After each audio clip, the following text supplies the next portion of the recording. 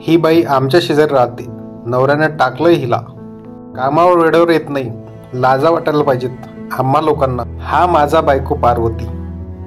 आख्या उख्खी उख्ख्या अशा अनेक विनोदांनी प्रेक्षकांना खडखडून हसवणारे म्हणजे आपले मामा अशोक सराफ यांना 2025चा पद्मश्री पुरस्कार प्राप्त झाला आहे.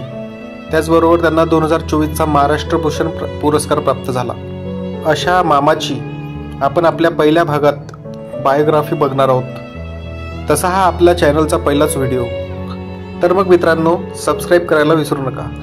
तर चला सुरू करूया. 1990च्या दशकातला काळ.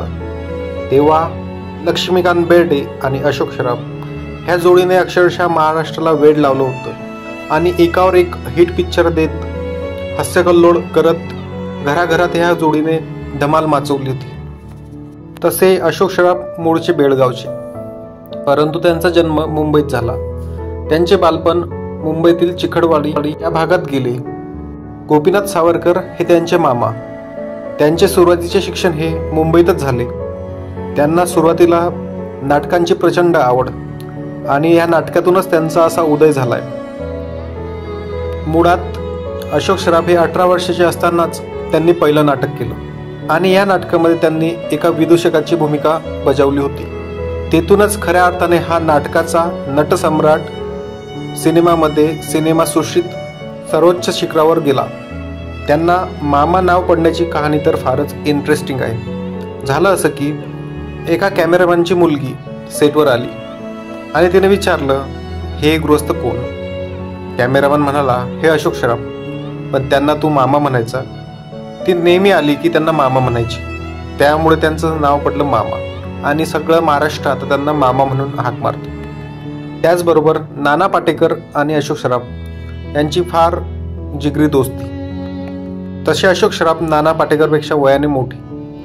त्यांना ते नाण्या हाक. सुरुवातीच्या काळात नाना पाटेकर आणि अशोक सराफ एकाच नाटकामध्ये काम करायचे. नाना पाटेकरला कमी पैसे मिळायचे, अशोक सराफला यांना जास्त पैसे मिळायचे. तरीही पत्त्याच्या खेळामध्ये मुद्दामून अशोक सराफ पैसे हारायचे आणि नाना पाटेकरला ते मिळायला पाहिजेत म्हणून प्रयत्न करायचे. असा किस्सा नाना पाटेकरांनी हा कित्येकदा सांगितला आहे. काही काळ सचिन पिळगावकर आणि अशोक सराफ यांची जोडी फार गाजली, तर काही काळ अशोक सराफ आणि लक्ष्मीकांत बेर्डे यांची जोडी प्रचंड गाजली. ह्या महान नटाने अतरंगी भूमिका बजावल्या.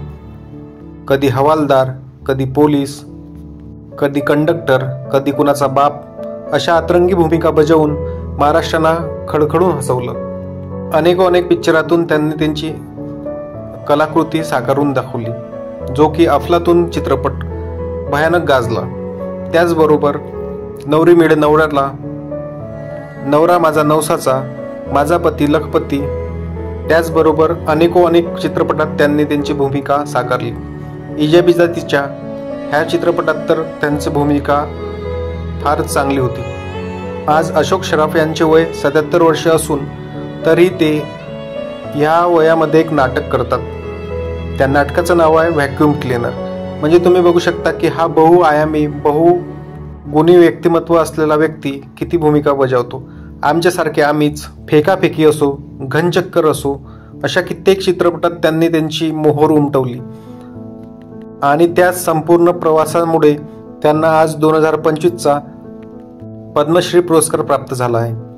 तर मग मित्रांनो, अशा ह्या बहुआयामी बहुगुणी व्यक्तिमत्वास पुढील वाटचालीसाठी आपण शुभेच्छा देऊया.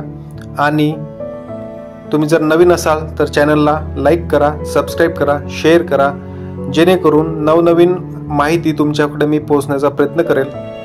तर मग भेटूया दुसऱ्या भागात आपण लक्ष्मीकांत बेर्डे यांच्याबद्दल जाणून घेण्याचा प्रयत्न करूया. तोपर्यंत धन्यवाद.